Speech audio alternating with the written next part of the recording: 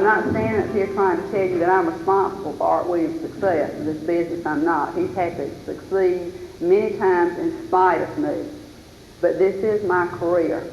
I know a lot of spouses look at A.O. Williams and they say, well, you know, if you want to go ahead and do it, go ahead. But don't, you know, that's your thing, that's not mine. It's taken me a lot of years to realize this. But I feel in my heart that my responsibility is to Art. And if this is his career, dadgummit, it's mine too. I know as I look back over the years we've had together, these some 13 years in this business, there were three things that I had to do if I was going to share this with him. For me to be able to stand up here and to tell you these things are on my heart and my mind, and to feel that this is part of my life too, and this company and these people mean just as much to me as they mean to Art, there were three things that were super important. Number one, I had to be committed to him, to my husband, to Art. And 13 years ago, 15 years ago, if somebody said, Angela, you know, you're not really committed to Art, I said, you're a liar. That's not true, because I am. I had felt that I had made an awful lot of compromises. I always looked at myself as wife and mother first, but looking back, I know now I had a lot of me first attitude. I had worked so hard to get a BS degree. I'd done it in 3.5 years and had 2 babies.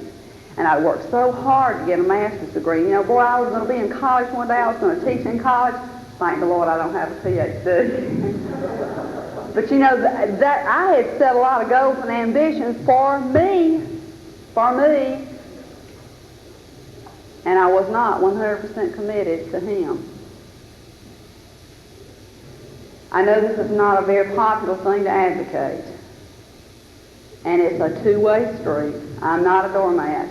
I don't play second fiddle to anything. I realize through the years of commitment that I've given Art that he is as equally committed to me. Everything he does is for me and the family. But I had to be committed to him. The second thing I had to do was be committed to this business. And I think I just shared with you through our story when this happened for me. You know, I drug along for 2.5 years. I wasn't committed. You know, it was fine for him to do it. It was great as long as the money came in. But I was really not committed. It only came for me when I rolled up my sleeves and went to work. You know, I couldn't sit on the sideline and experience this thing vicariously. I couldn't listen to him try to explain to me when he came home at night how great it was, how wonderful it was, and what an opportunity it was, and to tell me what his goals and dreams were. You know, I couldn't relate to that vicariously. I had to be in there with him. I was doing a lot of things that were thankless, maybe almost meaningless jobs that we could have gotten anybody to do. I was running off copies on a mimeograph machine, and I was cleaning up a dirty office after a lot of reps and managers, and I would look at myself sometimes and say, Angela, is this what you educated yourself to do? You know, is this what you're supposed to be doing? But folks, I had to give of myself before I could be committed to what he was working toward. I really don't think your spouse, your partner, is going to be committed to this thing with you until they first see your commitment. I think that's got to come first. It may be that you are working harder and longer every day with more enthusiasm than you have ever worked in your life. It might be that you come in one day and you say, you know, honey, we've been working for 15 years, you know, thinking about the future, and this is where we've geared our career, but I'd like to try A.O. Williams full time. You'll get their attention. You might come in one day and you say, you know, I'd like to move to Tulsa, Oklahoma to open a satellite office. They'll listen. You know, they'll say, what is this? My partner, you know, they're either crazy or they're getting super serious about what they're involved in. They've got to say, you know, we'll try you in every way that we can. You know, we'll push you and we'll try you to the limit.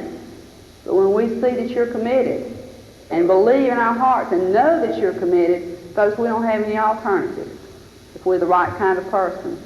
But we have to be committed too.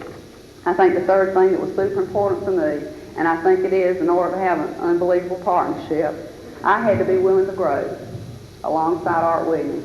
And that has been tough. It really has. He has had to beg me, he's had to push me, he's had to pull me, he's had to say, Angel, come on man, do this, you know.